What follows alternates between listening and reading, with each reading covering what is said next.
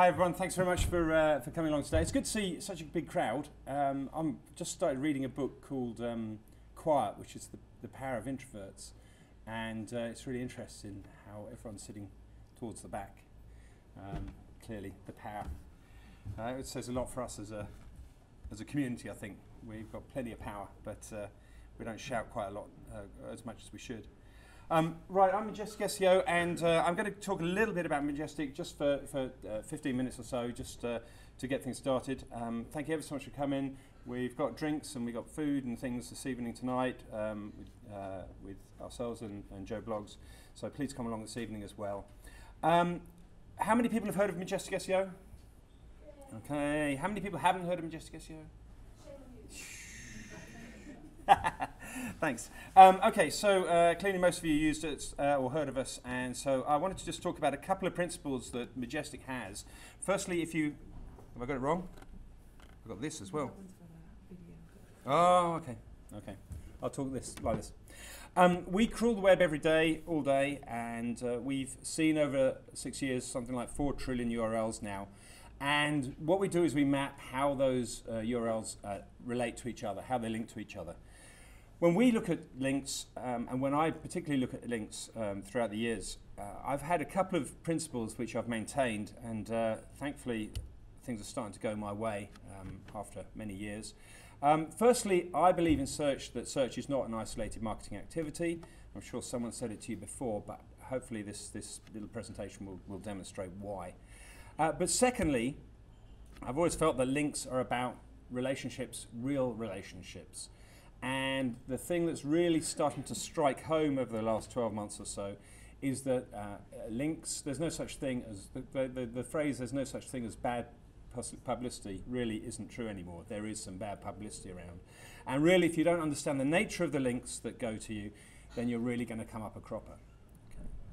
So we've taken this into account as we try and do our analysis of links on the internet. And I wanted to just talk a little bit today about, about flow metrics. Flow metrics are some metrics that we've come out with. We came out around about May last year, and I think it's taken a little while for people to realize just how influential they are. And they're very important, I think, to the search industry, but also to understanding the whole web as a whole. So I'm going to go and explain them for you. And hopefully we're going to really talk about why we think that link quality metrics are important, and why we think that our metrics for understanding link flows are very, very useful. So I want to go away from the web and start talking about links in a slightly different way, and talk about them as if they're relationships. So if Alan talks on a radio program about Bonnie, for example, and Bonnie goes down to the pub and has a chat and talks about Charlie, and Charlie talks about something to Danny, then when Danny announces something about that topic, then there is going to be some influence from Alan, even though Danny doesn't know who the heck Alan is. If the subject has gone all the way through those 4 people, then there's going to be some influence. Alan will have created some kind of kudos, some kind of credibility for what Danny says. And this is kind of the approach that we took when we started thinking about links, and how information passes down links, and how influence passes down links. And so the way that we've built up our flow metrics tries to follow this idea of a real-world paradigm. So this is the same sort of example on the internet, and this is how we look at trust metrics, trust flow. So we have a lot of information of hundreds of thousands of web pages that we know human beings go and look at. We know that some of them are seen by lots and lots of people, some of them are only seen by a few people, but we know that they're real. We know that people look at them, not computer programs. So our idea was, okay, we've got some idea of the value of all of these pages. What happens if we flow that information? So we sit there and take a little bit of information through one page, and then take links from that page to the next page, and on and on and on. Then we can build up some association about any page on the internet. So if this is our trusted set on the left-hand side, then we can make an assumption about this page, even though we haven't necessarily crawled it, as to how influential that page is. Because frankly, this page in red is so far away from the hundreds of thousands of trusted sites that we've got, that is probably less trustworthy than the one in green. And this really works out quite well, because just like 6 degrees of freedom, you know everybody on the planet. Well, it's the same sort of idea on the internet. We don't have to know about every single page to get some pretty good information about that page, as long as we have a reasonably trustworthy set to start with. So TrustFlow takes this data through. And what it means is that links now become a bit of a butterfly effect, or a bit of a quantum theory effect, because if you take away any link on the internet, all of our metrics will get changed just a tiny, tiny little bit. It's probably not going to affect your website unless it happens to be that link from the BBC homepage to your web page. That could affect it very drastically, but it's not going to affect your site if it's a long, long way. But nevertheless, the calculations all need to get done again. So we do these calculations every night, huge, huge calculations. We've got something like 200 billion URLs in the fresh index, and we update that every day. And we do the whole of the calculation every day. So that's how we measure trust flow. And then we also have citation flow. Now, citation flow, instead of starting with the trusted information about all the links, it starts with a logarithmic maths of the number of links or number of referring domains that go into any one web page. So it's actually a different starting point, but exactly the same maths and methodology. So this starts getting really, really interesting, because it means that we can take other signals. We can take any kind of signal. If we know, for example, all of the pages that are in the Institute of Chartered Accountants and started flowing from there, it would be a much smaller ripple, but nevertheless we'd have an idea of websites that are influenced by the Institute of Chartered Accountants, for example. Or if we took the set of 100,000 spammiest websites in the world, we might then have a really good spam signal. We might also get sued when we try and say everybody's spam, but we could take other signals. So far we've taken trust and citation flow, and I think that's pretty interesting. But, watch this space. This methodology could go in other ways. Okay. And so now you've got some ideas of quality, and it's a bit like water flowing in through rock pools. If you've got juice going into the first rock pool or water going to the first rock pool, some will flow out, it'll go into the next one and the next one, but sooner or later you're going to have a rock pool that's too far away from the juice, and you won't have any influence. So that's how we come up with the data, and you can do some really cool tools, and these are some of the cool tools that we've got.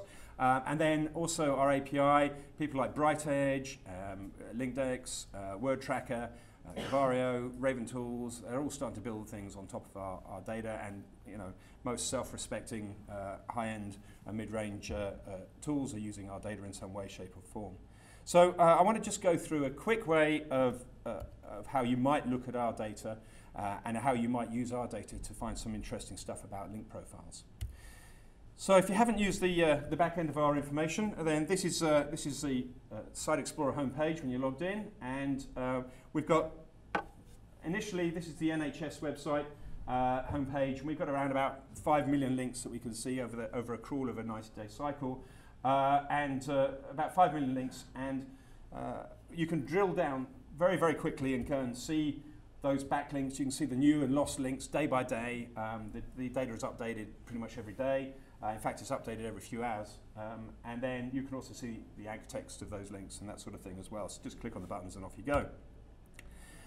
What's interesting is that we've taken all those maths and we've put all of our maths into two numbers. The citation flow is from 0 to 100 and the trust flow is from 0 to 100. So this is a pretty good web page, where you'd expect the NHS homepage to be a pretty good web page. And it's got a citation flow of 78, which is, let's remember, the sort of link equity, if you like, and the trust flow, which is the trust associated with those links, if you like. Okay. And notice this little flame here. So we'll come back to this flame. That looks like quite a good flame. And let's go and find out what happens to a bad flame in a little bit. So this is a bad link profile. So I found a website that Google had listed somewhere openly as banned, and took that website and tried to type into Google what they might be trying to optimize for. Anyway, that particular website has got loads and loads of links coming into it, okay? But the trust associated with those links is very, very low. And this, I think, is a sign of many, many bad links on the internet, or many, many bad sites on the internet, where the citation flow is very, very high, but the trust flow is very low, or relatively very, very low. That starts to give this little picture down here of a rather limp-looking flame that's got lots and lots of links which are have high citation flow and low trust. So bear in mind, all these dots are all on a 100 by 100 grid because all of the links are between 0 and 100. And so if you've got high densities of links in this high citation, low trust flow, then if you're looking for link penalties, then the chances are a lot of the links are going to be in that kind of region. Okay. You can still get this kind of penalty even if you've got lots of good links because they're just red flags to anybody. And this is one of those links from that particular site, and I think we can pretty much agree that that's pretty much a red flag link. Okay. Interestingly, the site that does get this, it was for a search on hemorrhoids, by the way, and medical issues. Let's not go there. Anyway, but even it wasn't a particularly difficult phrase. And the one that did get there was in fact an inner page of the NHS, which still has some differentiation between citation flow and trust flow, but nothing like the damage that the one that got banned had.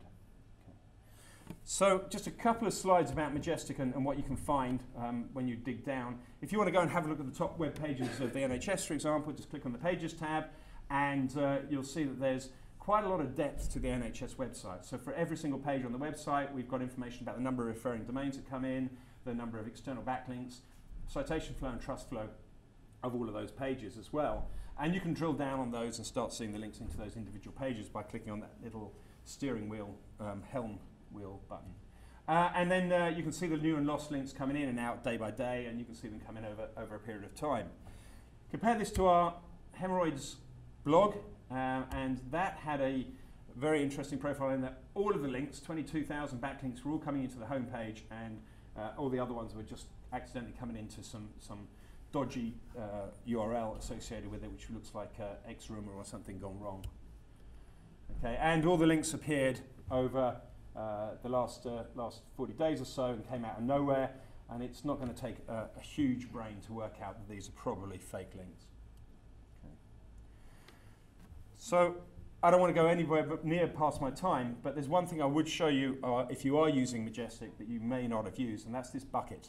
So this bucket feature we came out with a few months ago, and it's a very quick way of curating links as you go through our system. If you just click on the bucket, you can just click on the bucket, and what it will do is start saving those links into a list for you.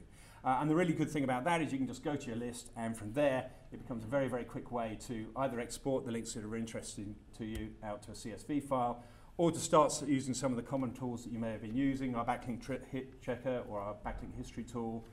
You can start delving very quickly into our standard and advanced reports. So if you want to create multiple reports, this is a really quick way of doing it. And then tracking reports and a comparator as well. So very quick way of getting into the deep tools if you use the buckets, which is quite a new system. And of course, if you do find links that we haven't got in the system, we now have a URL submitter, so you can upload them as well. And then we'll go and add them to the crawl, and we'll get them all sorted for you in the very near future. Okay, so I think someone's going to talk about disreview and re-inclusion at some point over the time, so I'm not going to go too much there.